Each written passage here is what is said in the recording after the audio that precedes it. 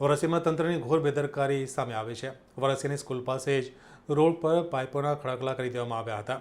આથી અકસ્માતની ભીતિ વચ્ચે આમ આદમી પાર્ટીએ આંદોલનની ચીમકી ઉચ્ચારી છે। વડોદરા લોકસભા વિસ્તારના શહેરવાડી વિસ્તારમાં આવેલ વારસિયાની ઇંગ્લિશ મીડિયમ સ્કૂલ પાસે કોન્ટ્રાક્ટરની ગંભીર બેદરકારી સામે આવી છે।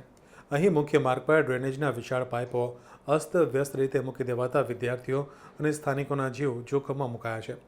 આ વિસ્તારમાં આવેલ સ્કૂલમાં નાના બાળકો દરરોજ આ માર્ગ પરથી અવરજવર કરે છે। કોન્ટ્રાક્ટર દ્વારા ડ્રેનેજ લાઇનના પાઇપો બેફામ રીતે રોડ પર જ ખડકી દેવામાં આવ્યા છે, જેના કારણે રસ્તો સાંકડો થઈ ગયો છે। વાહનોની અવરજવર અને બાળકોના ફૂટપાથના અભાવે કોઈપણ સમયે મોટી હોનારત સર્જાઈ શકે છે તેવી ભીતિ છે।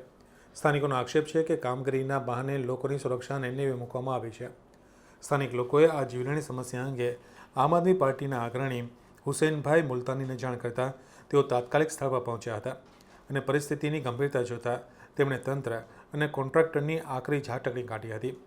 હુસૈનભાઈ મુલતાનીએ તંત્રને અલ્ટિમેટમ આપતા જણાવ્યું હતું કે જો આ પાઇપો તાત્કાલિક અસરથી હટાવીને રસ્તો ખુલ્લો કરવામાં નહીં આવે તો તેઓ તે જ સ્થળ પર આમરણાંત ઉપવાસ પર ઉતરી જશે।